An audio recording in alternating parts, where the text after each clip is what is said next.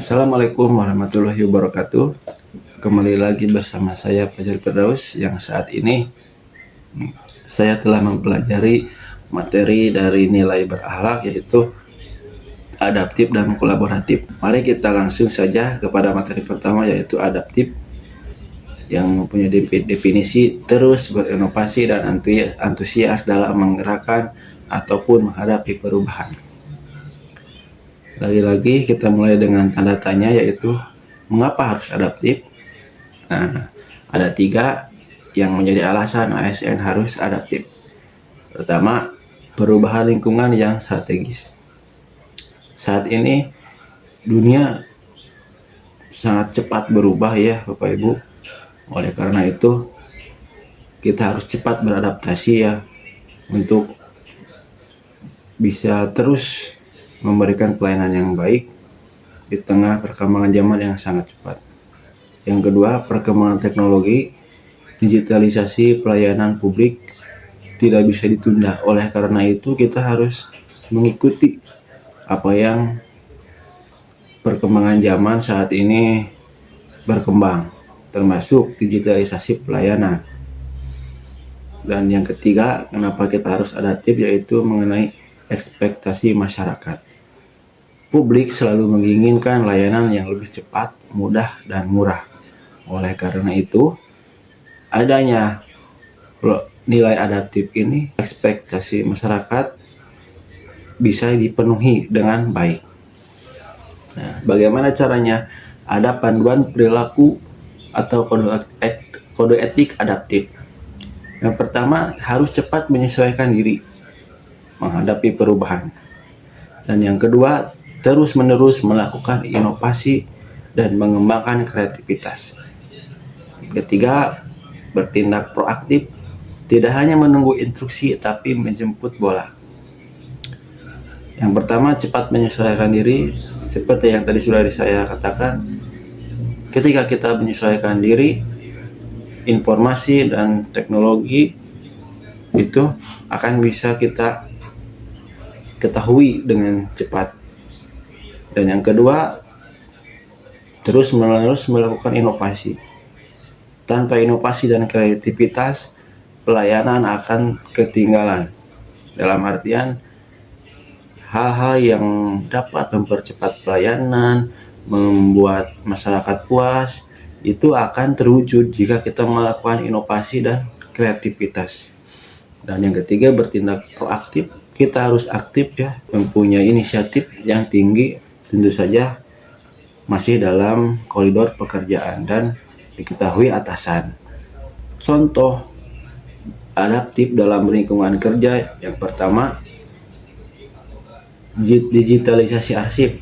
Nah, arsip terkadang membuat menjadi sesuatu yang sangat penting apabila dibutuhkan. Biasanya seperti itu Bapak Ibu, ketika arsip tidak dibutuhkan mungkin penyimpanannya berserakan dan sebagainya, sehingga ketika dibutuhkan mau dicari tidak ada. Nah, ini yang kita perlukan, digitalisasi arsip. Yang selanjutnya, penguasaan teknologi baru. Kita harus mempelajari menggunakan aplikasi baru, misalnya aplikasi ASN berbasis GPS atau mengisi e-kinerja yang mungkin sekarang sudah dilakukan secara mandiri tanpa menunggu pelatihan formal. Selanjutnya kita ke materi kolaboratif. Membangun kerjasama yang sinergis. Kuncinya ada 2 Bapak Ibu. Yang pertama, keinginan bekerja sama. Yang kedua, sinergi untuk hasil yang lebih baik.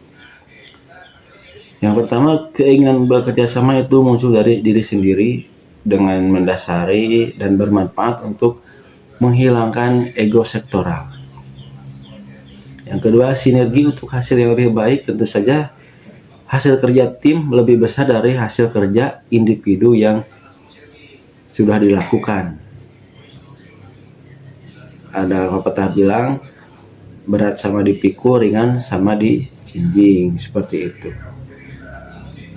Nah, perilakunya seperti apa kolaboratif ini? Yang pertama, memberi kesempatan kepada berbagai pihak untuk berkontribusi. Ini apabila kita sebagai atasan ya, kita harus memberi kesempatan kepada berbagai pihak untuk berkontribusi dalam setiap pekerjaan ataupun memberikan kesempatan untuk menerapkan ide-ide kreatifnya dalam melakukan pelayanan.